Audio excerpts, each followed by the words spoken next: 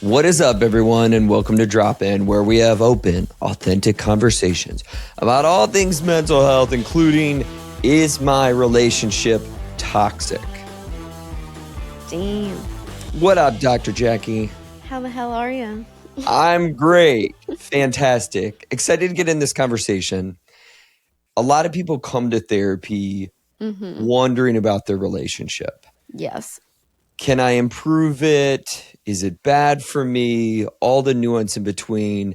And ultimately, it's up to the individual to decide, is this relationship good for me? Is it working for me? Right.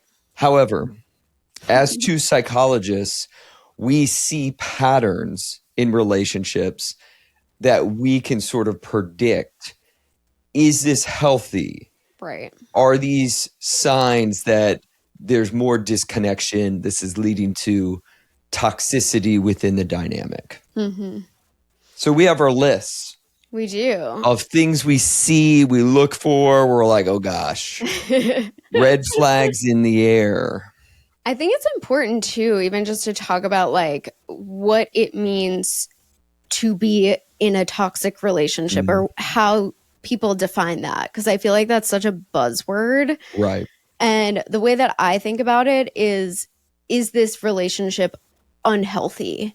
Right. But I think we characterize this toxic kind of relationship, right? Like when you think of toxic, for me, I think of certain couples that I know or have known that I'm like, yikes. And the thing about that is it might be working for them. Right. And that is the part of this conversation that, again, a lot of different relationships can be functional even if you wouldn't want it. Totally. And I think that's the important distinction for a lot of people is this working for me? Am I getting my needs met or fulfilled in some way, shape, or form out of this dynamic? Because just because someone else might not understand it or might think that's odd behavior or that's an odd dynamic, it's working for that couple. Right. And an example of that would be like how much time you spend together. That's not something for me as a psychologist. I would immediately sit here of like, if you're not spending at least 4 hours a day, that's no. No. Some couples do great, really not spending a lot of time, but the time they do spend is quality. Other people spend a ton of time together and that works for them. Right. So we're not talking about things that, again, there's nuance. We're talking about things when you hear it from our side as a psychologist. Again, it's putting the red flag in the air of like, that is concerning. Right. Like, let's explore that more. Not coming from a place of judgment or this is wrong necessarily, but coming from a place of, okay, let's explore if this is working for you and where this is coming from. I'll start us off with the first one. Okay. You feel anxious bringing up how you feel. That's a good one. Flags up in the air. 100%. And so many clients will experience this of like, as therapists, a lot of times we'll be like, have you brought this up to your partner? Oh, no. And again, in the moment, you don't know, is this your own pattern playing out right now of you're someone who just grew up in a culture or family background where you're not used to talking about your emotions? Can be. But when people are then like, that hasn't gone well in the past. Yeah. And you see in their eyes and their body and what they're reporting that just going to them and being like, hey, this upset me. This hurt me. I feel this type of way. That they're already bracing for something being spiked back at them. Right. There's some level of distrust or unsafety that goes along with bringing up concerns or emotions with that person. No therapist or psychologist out there is going to be like, that sounds great. Yeah. No. And again, we talk about the variability and nuance of your partner doesn't have to be your therapist. Right. But if you can't bring up something that has an emotional reaction tied to it, something that upset you, something that made you feel sad, it doesn't matter what it is. If you can't bring it up, or even the thought of thinking about bringing it up makes you feel really anxious, this is a problem that needs repaired. Right. Agreed. And I think those are things that, again, this is where therapy is very helpful for a lot of people, because oftentimes people will question, is this a me problem? Right. Is this my dynamic that I'm bringing to this relationship? And some of the questions that we can ask are, is this something that has been modeled for you? Has this happened in previous relationships? Have you felt this way before? Is this a pattern that you've recognized or noticed? Or is it something specific to this relationship and to the person or people that you are in that dynamic with? Absolutely. Like all those reflective questions, we ask and we sort of get to the bottom of, because sometimes it is a personal pattern of like, this is something that's just unfamiliar for me. And I'm getting more comfortable with sort of being seen, being more authentic or vulnerable. And I don't really have evidence history to say that in this dynamic, it doesn't go well. Right. So it's kind of distinguishing between, is this something that's uncomfortable for me in general, or is this something that feels unsafe in this relationship specifically? Yeah, unsafe is going to come up a lot when we talk about toxic and unhealthy. Unsafe is a theme. Yes. What do you got? Noticing controlling or isolating behaviors.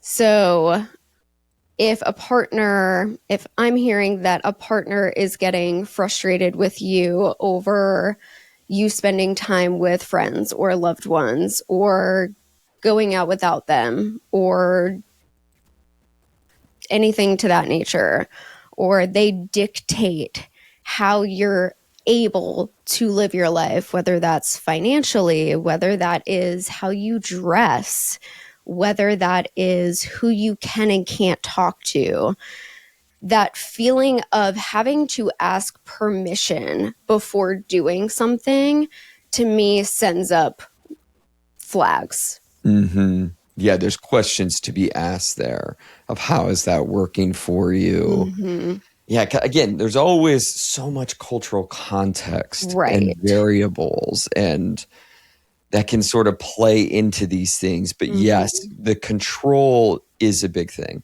Meaning, like, when that gets first brought up, you wonder, you're like, so how much time do you spend? Like if a client were to say, yeah, my partner gets really mad at me when I hang out with my friends. How much time do you spend with your friends? I'm curious about that data. Not that I have this exact this or that. And you'd be like, I see them, maybe once a week, once every other week.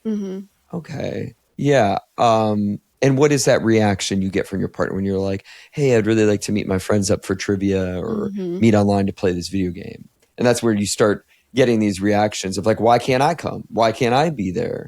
Sort of these like variables where you're like, it doesn't feel, this is where it's like you're trying to get the sense that they're spending such an exorbitant time with the friends that this partner might be feeling a little left out, might be feeling a little bit, what about our time? Right. And that's, again, why the nuance is so important. Even as we bring up like the culture and the context of things, I think it's also important to explore what your roles and what your values are in a relationship, right? Because for some more traditional gender roles, some of these things, whether it be finances or things that you tend to do around the house, might feel more normal for some people or accepted for some people, and that's something that they value and they enjoy doing. But if there are things that you're like, I feel like my partner controls how I spend my money and tells me that I can and can't, go for makeup or something to that effect, when we have plenty of financial resources, where is that coming from? Right. Yeah, there's so much exploration that goes on here. And even when people think about the term traditional gender roles, again, I lived in the deep South. I grew up in the Midwest. I live in diverse South Florida now. I've lived in California. In all the different places I've lived, you're going to get a different reaction to that. Yeah. Our family, me and you, are an F that type family. F those traditional gender roles. What is that? What is that? It's just not, it's not our personal beliefs Right. and values, but like as a psychologist, you're holding this in context. But when someone's coming to therapy being like, yeah, my partner gets really mad like when I spend money. Yeah, I'm like leaning in with some questions there. Right. Because it's about you feeling like you can, to a degree, you can be yourself. And you can express that. And again, when you start being constrained, controlled, and right. And there's, again, no context for it, right? Obviously, there are certain situations where it's like, you know, finances are kind of tight right now. Like, you know, sure, we've been having conversations about where we could cut costs or cut spending. That makes total sense to me, to be like, okay, yeah, we're going to communicate more about where we're spending extra money and having more of those conversations. But if that's not a concern and it feels like an attempt at controlling or manipulating you in some way, those are some question marks that I'll have in terms of, where is this coming from, or what might be the motive, and how are you feeling in response to that? That's, I mean, it's such a huge marker. And again, For a lot of things. For a lot of things.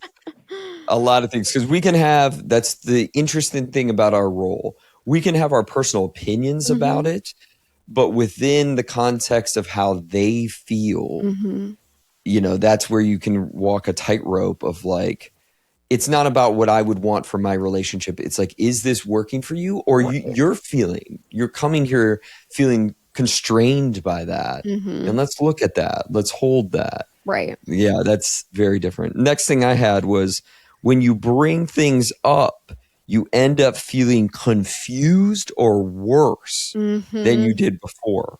Yes.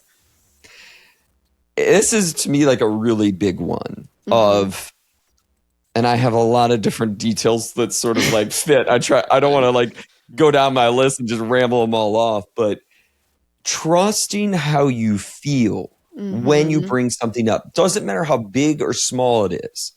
It's like, are you being made to feel badly? Right. Or question yourself and how you're feeling. Right. The frame in a healthy relationship is, you come to me as you do and as I do and as we do.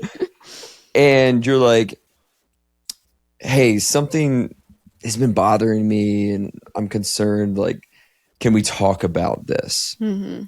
My frame on receiving that should, in a healthy dynamic, be one of curiosity, openness, and wanting to understand through your lens. Yes. It doesn't mean that I can't have my own feelings. Sure. Or disagree. Even. Or sort of experience of. But this is not a court of law. Right. And some people have the hardest time getting through that of, can I just hear you and absorb? You're feeling some sort of pain caused by me or impacted by me. If we're going to move forward in this together, I have to be able to hear that and absorb that. It doesn't matter what my intentions were or weren't, or what I was aware of or I wasn't. You're coming to me with this pain and discomfort, and you're wanting to connect about it to move forward together. Right. I think that plot is lost on many people. Yes. And part of me thinks about, you know, a lot of the influences that many of us have had and models for those types of things, right? Of what are our models for communication? Have those been healthy? Do we know how to hear someone Right. else or how to effectively actively listen or hold space for someone else? Because if those things aren't necessarily modeled for you, you might not know how to receive some of that either feedback or difficult conversations or, you know, constructive feedback in a lot of those ways if you've never had that modeled for you. That's absolutely true. And I think that is the plot that people lose is like they feel like they're on trial because they had that experience through their family or when things Right. were brought up, it was like, I'm immediately being punished. It's like Right. there was no talking to understand. And that should be the foundation of it. Right. Even as if I'm the one coming to you and I'm delivering the message, I should be delivering this not as a form of punishment or like swinging the axe, but rather like I just want us to be on the same page. Right. And if that is the mentality, both as receiver and sender, can we get on the same page about this? It's much easier to hold than even as the messenger, you did this, you did that. You always, you Right. never, like those are things where it's like, they're not going to be able to hold that. Right. And we've all been there. Sure. And we've all engaged in that in some form or another. Yeah. Right. And I think the immediate reaction that we tend to get is one of defensiveness because it feels like that person is being attacked. Right. And so it's difficult, but sometimes learning how to articulate the things that we're trying to express or even the needs that we're having in those conversations of, hey, I want to bring something up and I just want, you know, clarification, or I'm just wanting us to be on the same page like you kind of framed. And sometimes that can help, again, frame the conversation. The challenge a lot of times is you can do everything right in terms of quote unquote right, in terms of having those conversations or bringing those things up. But if a partner is not willing to hear that or is reacting from their own trauma or experiences, that's not your fault. No, that's so true. Yeah. I really wanted to do a sidetrack debate on whether it's needs or wants. This is something that perpetually in my mind. And it's sort of semantics, and I hear both. And I'm not a big needs person. I'm about wants in a relationship. That's fair. And again, I don't, this isn't a hill I'm willing to die on. But it is interesting how when you frame, these are my needs. I think needs are a lot more basic. Yeah. For like survival, safety and these things. Where wants, there's nothing, it's almost like people use the word needs because they feel like, well, wants is too much. No. Right. This is what you're you allowed want to want in a something. relationship. But it's so funny with the word need. For me, I'm always like, is there needs in a relationship aside from like safety? I don't know. And this is, I don't know why I took this down this road, but I think about this a lot. I think about this even in the psychologist role when people are using that word of like, is this getting a little, I don't know, like too enmeshed? Yeah, it's so funny because like we all have different reactions to different words and like the semantics of it and the connotations that go along with it. There was one thing that I said the last time that we were recording and you were like, that word, something I had the reaction to it and I can't remember what it was, but yeah, it's just similar. But I think it is the way that it kind of hits your ears. No. Right. But I actually agree with that. Like, I think that there are basic needs that we all should have in relationships, right? Safety being one of them. But yeah, the rest of the things are kind of more wants and expectations, I think. Yeah. I don't know. I guess I've just seen the examples where part of the problem is this sort of enmeshment Mm, where there's sort of like this anxious attachment style operating, and the person genuinely feels this is a need, like I need this. hmm And what's actually, quote, needed for this to work as a healthy dynamic is you learning to regulate, understanding where this anxiety is coming from hmm versus trying to control, over control with these needs that you have. hmm And again, there's always nuance. There's someone out there who's like, it is needs, and I'm fine with that. Whatever. I digress. What do you got next? Here's my next one.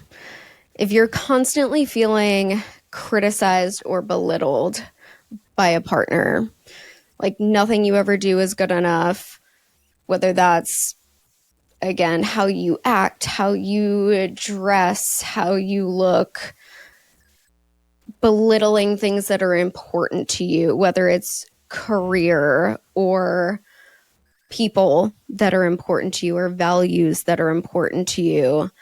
Um, I think this is one of those pretty big ones that sends up warning signs for me if someone is constantly feeling just put down. Yeah, I don't like that energy and that theme. I think it's ripe with control and Mhm. projection and sort of people. I feel bad about me, so I'm constantly like nailing you down. My only like maybe is the thing I do understand is within any partnership, what is funny and a sense of humor. Oh my God, do we see variation couple to couple? Yes. of, of like what couples think is hilarious. Right. We love to Us call, well, included. that's what I mean. Like we love to call each other an idiot, and Yeah. that's like our code word of like we die laughing. Yeah. In another relationship, that idiot is a complete like you idiot is a Totally. totally different weight Right. in intent. Exactly. We've never once called each other an idiot without hysterically laughing. Right. And it's never been used in like an argument or the context is No, just completely off, right? It's always in like joking joking. moments and we know that about each other and that's kind of like our code word for like I just did something dumb or like let's laugh at how like silly this is. And if someone else might hear that, they're probably like, oh my God, they call each other idiots all the time. But like, we're just cracking up laughing. So, like, for us, that is like the norm and it's healthy for us in that way. Um, but yeah, if you're hearing your partner call you names in a derogatory way, or they are nitpicking every single thing that you're doing and you feel like you are, constantly trying to please a partner and you're always trying to do the quote unquote right thing or the right way for your partner, that to me is like, okay, we have some things to talk about. Yeah, the tone is like everything. And you can sense, like, if anybody saw it, witnessed our conversation, I don't know, you wouldn't miss the tone. We're No, laughing we're hysterically laughing. and whatever, but that tone is huge. And Hmm. when people are bringing it up in therapy, again, they're not bringing it up because they think it's funny. They're Right. like in that context of like, they're constantly picking at me and Hmm. constantly like, again, poking, prodding, putting down. Right. And I've even had clients say too, where like they'll say, oh, my partner says that my love language is, joking and like making fun of. And it's Right. like, if that's at your expense and it's making you feel badly and you're letting your partner know that it's making you feel badly, that's not okay. Yeah, it just sounds like something a man would say. That just is like the most. My love language is putting people down. Like that just sounds like. And there is a read. read the room with this because like Right. men or women, yes, you can have a friendship dynamic that's just the back and forth, back and forth. The thing I'll say about men, and I've seen this in groups of men so many times, all fun and games until you hit a soft spot. Yeah. Then you hit a soft spot and someone's like, oh, like your previous marriage, John. And all of a sudden John's like, shut up. You shut your mouth. And that's the thing of like Got hard left. hard left. But like, yeah, like there could be that in any friendship culture, but like with your partner, yeah, the name calling, the belittling, the nitpicking. And again, that can work in all kinds of directions of just like constantly nitpicking and like you'll start to feel like I'm not doing anything right. Right. Or questioning yourself, am I the problem? Am I not good enough for this person?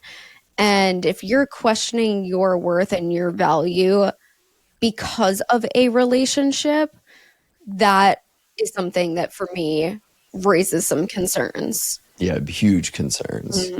Yeah, that was a good one. You feel responsible for managing their mood, and decisions often revolve around their mood. I have something similar on my list.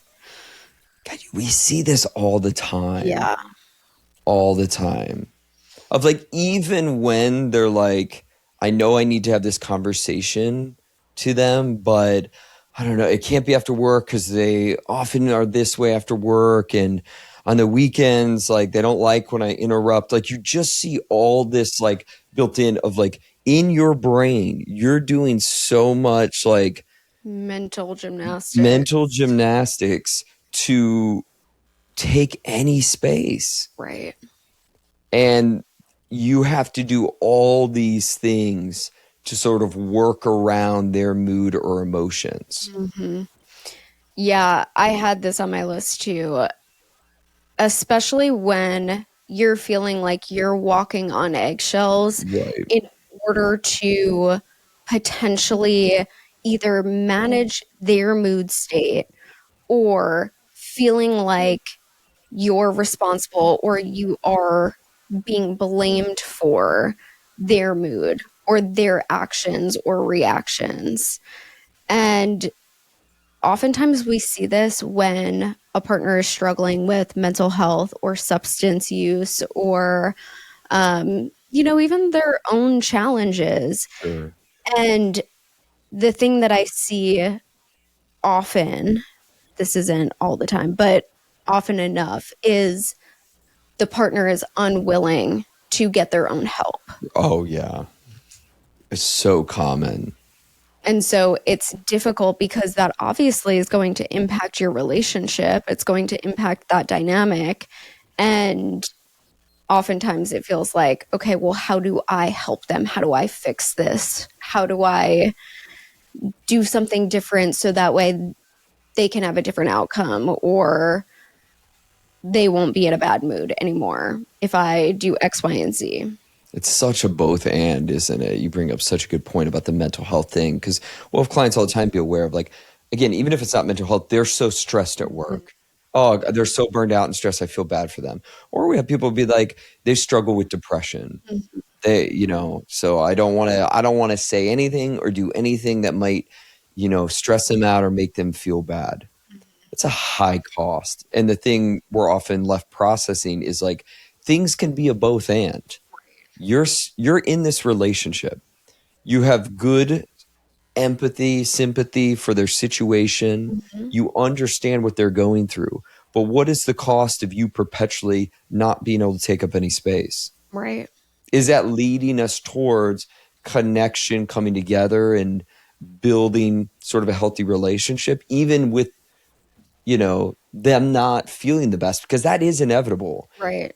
People get sick. I have my mental health. You have your mental health. Those things certainly do happen. For sure. But the cost of long term of like, well, I can't, state my wants or maybe needs. I don't freaking know. Let me backpedal on all that wordsmithing I was talking about before. Whatever word you want to use.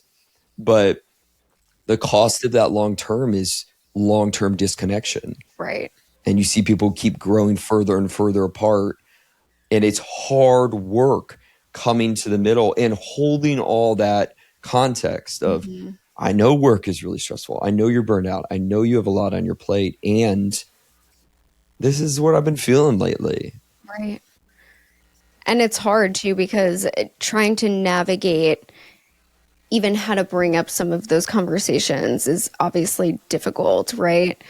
And I think trying to get on the same page is often the frame that we can try to utilize, right? Of help me help you, right? I want to be there to support you. And it's difficult for me in these ways as well. And being able to have those conversations. And I know that this is something that even in our relationship that we've kind of navigated, as we both have like our difficulties, right? And so knowing when your partner needs space, knowing when your partner needs support, knowing when you need space or you need support, and being able to communicate those things effectively and still feeling like you're connected or there's some repair if there is that disconnection. So much practice. And that's the thing I would encourage anybody with all the things we're saying. Like, no one is saying you should just automatically have a perfect relationship or a great relationship. I don't believe that at all. Everyone comes in with their shortcomings and problems. And again, outside of safety, right? I often believe anything is repairable and you grow within that. We have two friggin' psychologists. Yeah. Not that we're by any means perfect humans. We're flawed as crap, but we still have had really hard conversations, patterns repeating. This is, when you feel triggered, this is what you do. When I feel triggered, this is what I do. And like understanding that. Yeah. Am I up? You're up. All right. Multiple people close to you have expressed concern. We are like perfectly, because mine was, you've abandoned the people that you used to be. So it's actually not quite the same, but it's funny how those two things go together. Yeah, they can definitely overlap. I think it's important when the people that are really close to you, who know you authentically and truly care about you and support you, are expressing that they're concerned about your relationship, or you feel the need to defend your relationship to the people close to you. And you can look, it's okay to stop and question of like, who's the source here? Totally. Meaning, yes, sometimes it'll be like, I have a history with this friend of them being jealous of my relationships. Good context. Yes. That's good to look at. Or I have this cousin that now that I'm in a relationship and they're single and we've missed each other, they're spiteful. We don't hang out. Good context. Totally. I get it. You should examine that, because outside of very specific context, why would this person who's been so close to you for so many years want to sort of critique or be unhappy with your relationship?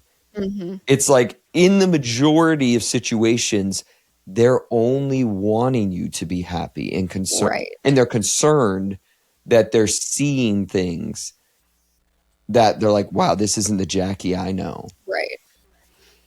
Yep. And for me, I'm like, I worded that sort of different, but I totally agree with what you're saying of like, are you listening and hearing the people that know you really well? Have you turned away from those people? Right. Of like, all of a sudden, I'm not spending a lot of time with my best friend. All of a sudden, I'm not seeing my family as much. Where did that come from? Right. What's underneath that? Is it feedback you've gotten from your partner? Is it, you're hearing things from these people and it's hard holding both sides. So you're like, I'm just going to step away from them and put energy towards my partner. Right.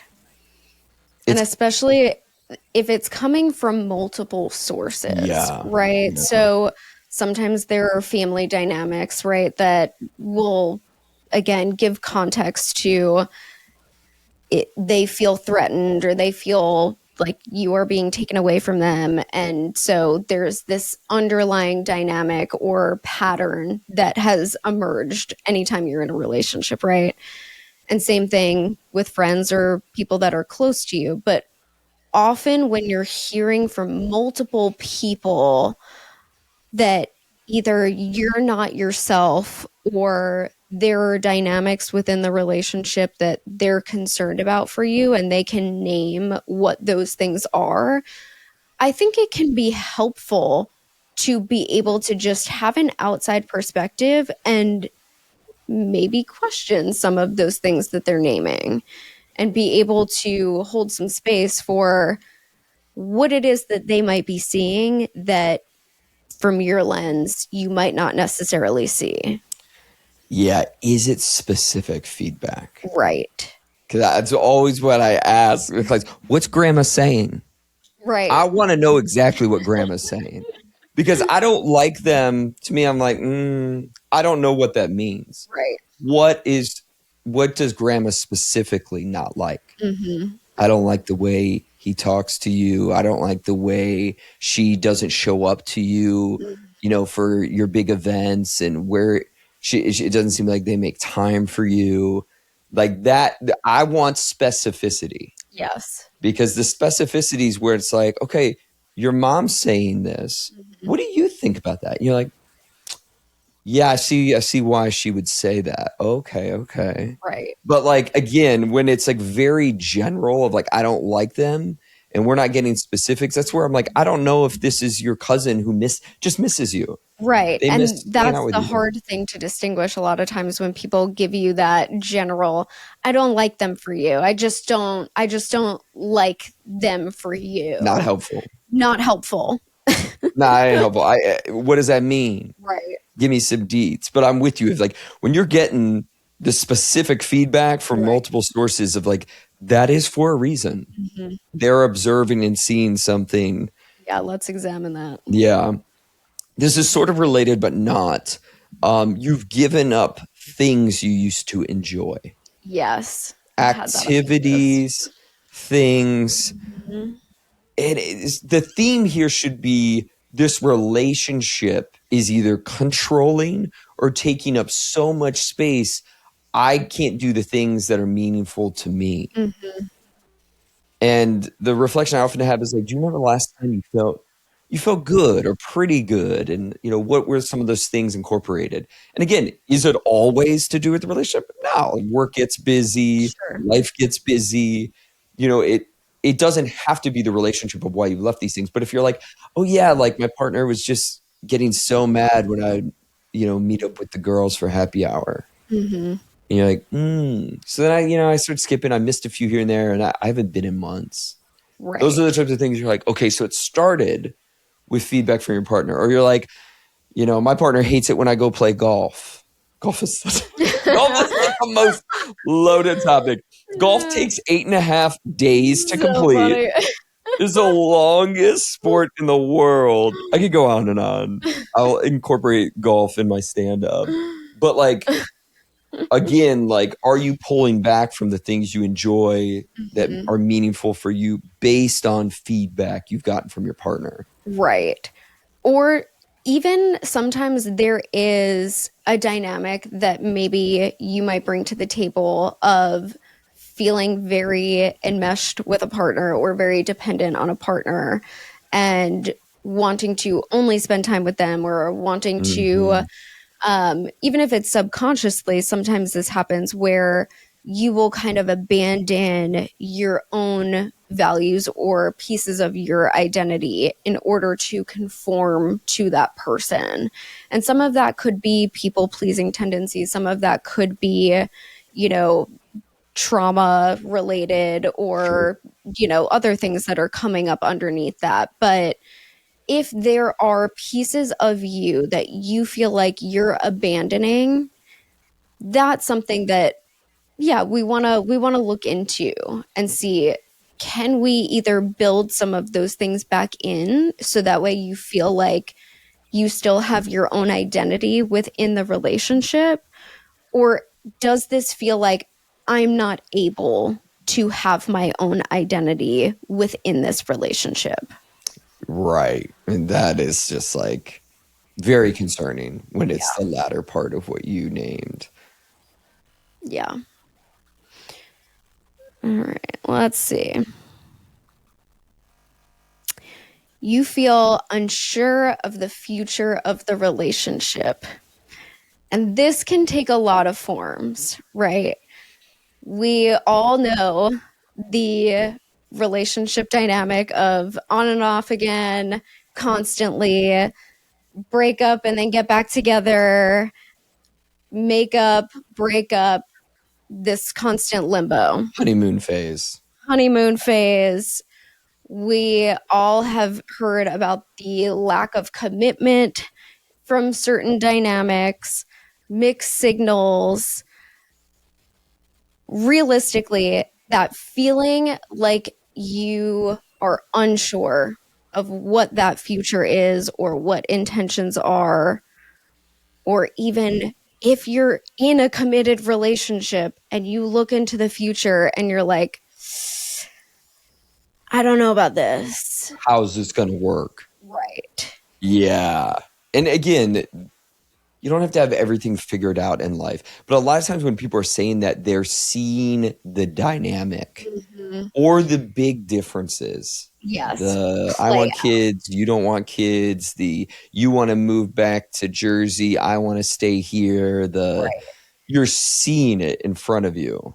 And I mean, this is something that I've literally seen for myself in previous relationships where if I was a previous relationship that I was in, the more I played out moving forward and taking next steps with that person, the more I was like, I don't see this going in a positive direction. I see more disconnect and resentment and this not ending well and us just going deeper and deeper into this dynamic, increasingly feeling badly and ultimately ending.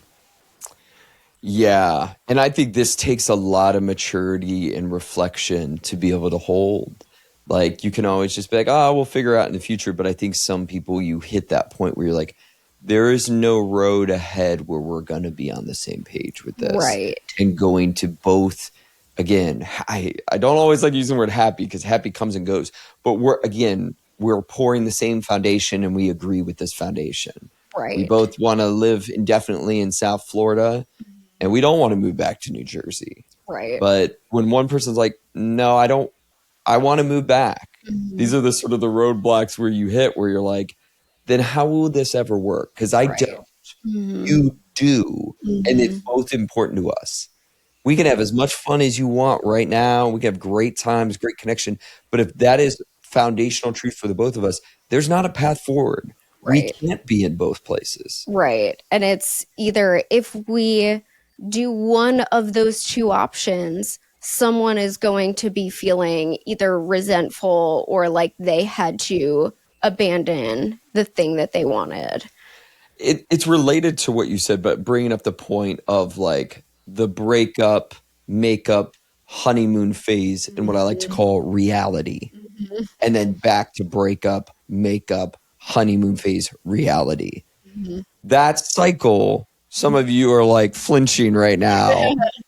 I'm like, ah, The situationship. hey. It is so common for a reason. It hooks us. Yeah. But the part I focus on as a psychologist is like, what is this reality you're avoiding? Mhm. Because the reality's coming back. Enjoy the makeup and the honeymoon phase. Reality's right behind that.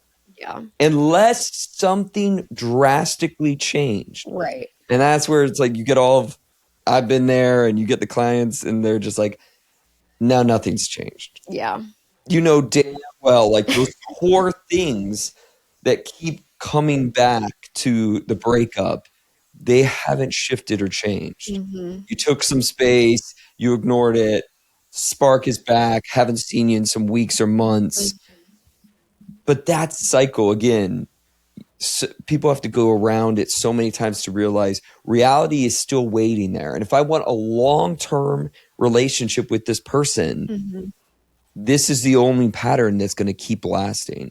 Right. And I think the challenge that I see a lot of times is when the breakup happens or when there is some distance and someone feels like they miss that person or they Yes. miss the Yeah. relationship and romanticize the dynamics of the relationship, I think a lot of people can interpret that as, oh, I miss being with them and therefore I should be with them because this is what I'm wanting and et cetera, et cetera. And the thing that I'll say is that pull can be there, but that doesn't mean that it's healthy for you. You can miss someone without necessarily wanting that relationship or knowing that that relationship is good for you. Oh, absolutely. Gosh, that was such a great point. Because I think people confuse all the time. I miss him, therefore we should be together. No, No. no. And it's very hard to differentiate those points of like, you might like some things about them. You might have a great time with them. They might be so much fun.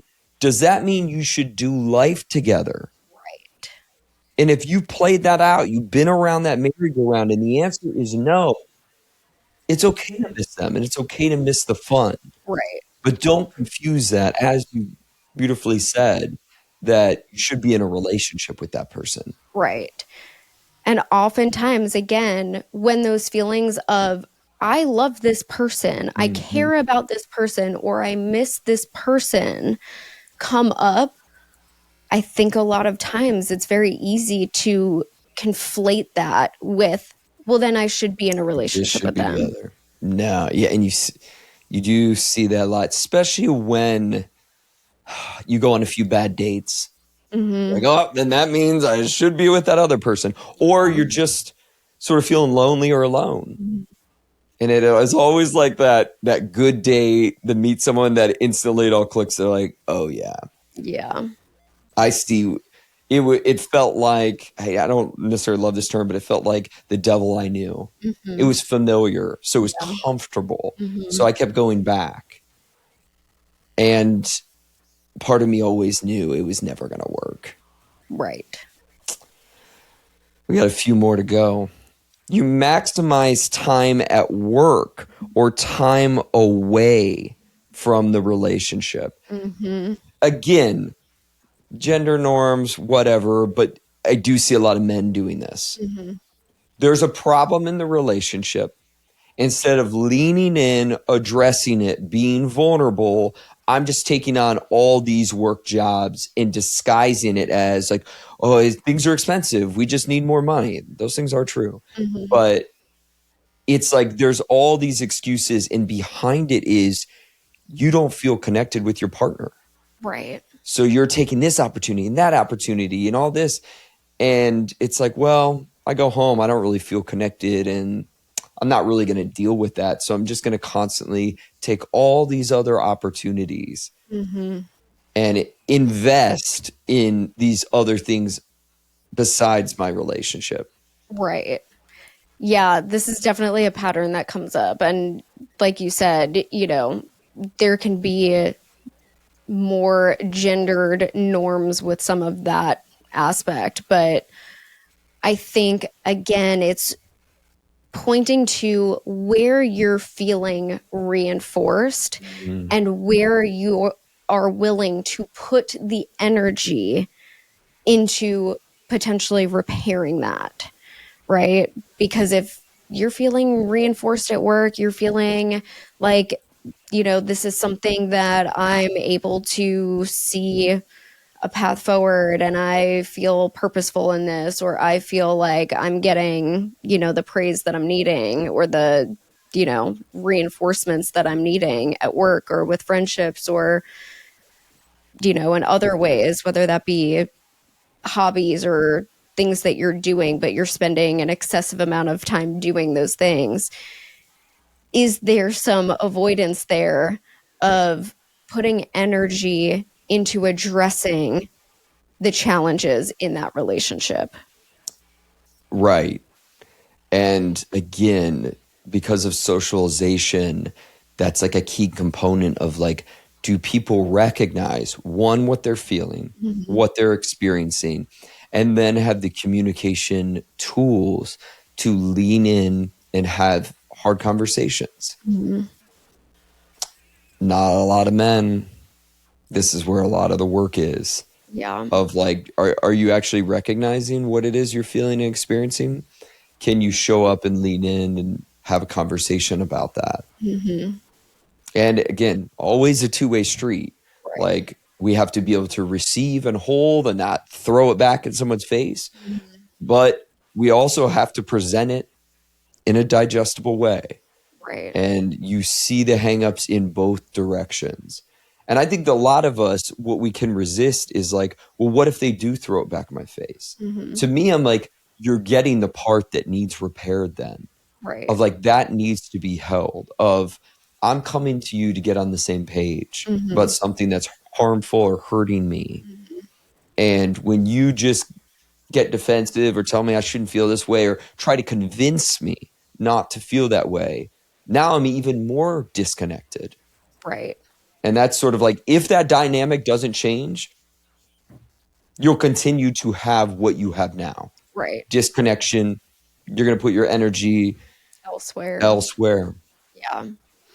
And that tends to continue to grow, right? Right. As things do, they tend to exacerbate themselves in that way and lead to more disconnection, more seeking some of those wants and desires elsewhere, whether that be, other relationships or through work or through spending a lot of time outside of the home or away from your partner.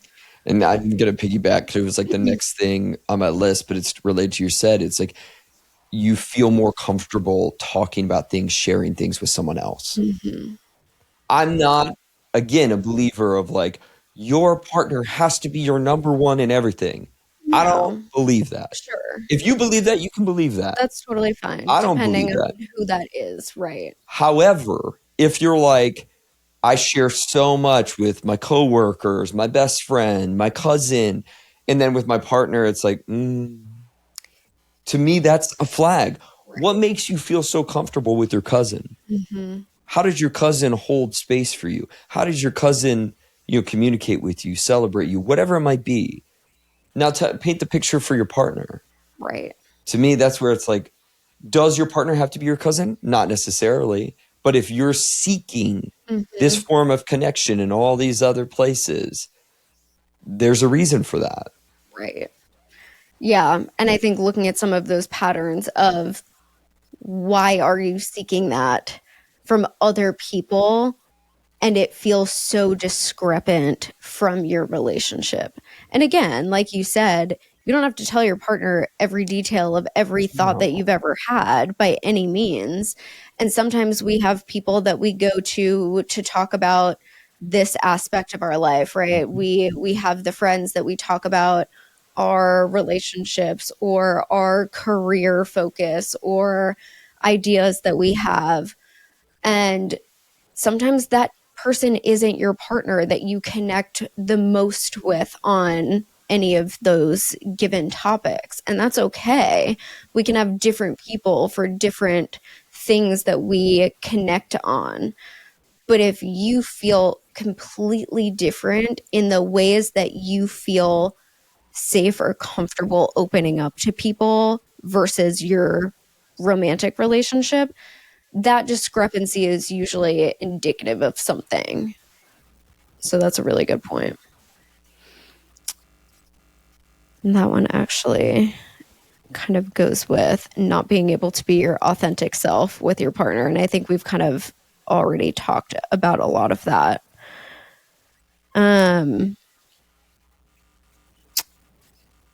Your relationship feels unbalanced. So this is one of the things that I hear a lot in therapy is that I'm feeling like I'm putting in a lot of the mental, emotional, physical energy and effort into the relationship, and I'm not getting the same in return, or I'm not feeling like I'm getting the same in return. So if someone is telling me that they have communicated the things that they're wanting or hoping for in a relationship, or the things that are important to them, and their partner is either unable or unwilling to meet them in those places or prioritize some of those things, and they are doing everything that they can to support their partner and to prioritize their wants and needs, there's this discrepancy in terms of I'm putting in so much energy and effort and I'm feeling like I'm not getting that in return. And to me, the toxicity there is it's been communicated. Right. Because in many things that we've talked about today, these things happen. Sure. A lot of the things we're naming happen. Mm-hmm. It's when you hand that to your partner, Mm-hmm. you know, it's feeling like, and it wouldn't matter whether you're talking about chores, whether you're talking about made to feel special, holidays, birthdays, whatever, quality time. It wouldn't matter what it's about. It's when you hand that to your partner. And of course, if it's thrown back in your face, but also sort of the silent nothing at all shifted. Right. There's not one single shift. And I will say this, sometimes people will feel like, well, I want them to figure out what it means when I say I'm not feeling special. Mm-hmm. No. No. Yeah. This is where I do get really mad. No. We can't read each other's minds. Right. This idea that someone is just going to know you inside and out without you communicating what makes you feel special is bullshit. Mm-hmm. And it does. It's like, I understand it. I would love that in some ways. I think life would be really boring if you knew Right. every little thing about me and just instantly. But I remember a point early in, like, I think it was Valentine's Day, and it was like, Yeah. I think it was like our first or second, and you're like, no gifts. You're like, we're not doing gifts. I'm like, oh, cool with that. Like, neither one of us are, you know, that materialistic. Yeah. Like, the material things don't really matter that much to us. But then it was like the day before, and you're like, oh, but I got you a card. And I'm like, no gifts to me mean nothing. Nothing. And you're like, no, a card. And you're like, a card means a lot to me. And like, ever since then, we always get each other cards. Yeah. I wouldn't have known that. Meaning, Right. if you hadn't communicated that a day before, there was gonna be No one card. one card exchange coming to me, and would be disappointment from you of like, Right. I said no gifts, but I got you a card. Right. And yeah. I remember that was such a pivotal thing, and I'm like, oh shit! Like, Yeah. run to the store immediately. Get a card, right? Something in there, thoughtful. But to me, that is the specificity, Right. of like, you have to communicate what it is specifically. Mm-hmm. I love it when you buy me flowers and surprise me with them. Right. I love it when, you know, we book out a special day for a date and keep that protected and reserved. Mm-hmm. But this very general of like, they don't make me feel special, I just don't like that. Right. Specificity is so important. And I think that's one of the pitfalls that a lot of relationships fall into, right? Is we can often assume that our partner knows what it is that we're wanting. Right. And the reality is, it has nothing to do with your partner loving you or caring about you or wanting to please you or wanting to do things for you to make you feel special. Those two things don't necessarily go together, right? You can have a partner who loves and cares and appreciates you that doesn't necessarily know everything that makes you feel happy or feel special. without you telling them. And that's okay.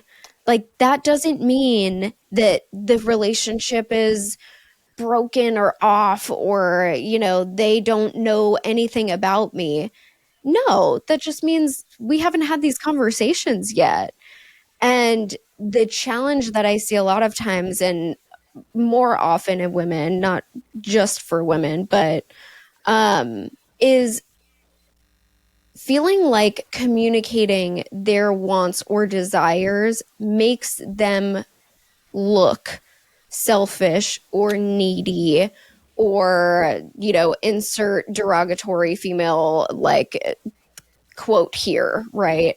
So I think a lot of times there are certain barriers that come up in terms of being specific about communication, and what might lead to not fully expressing the wants and desires, we'll use those terms, in a relationship, and expectations that you're having for your partner.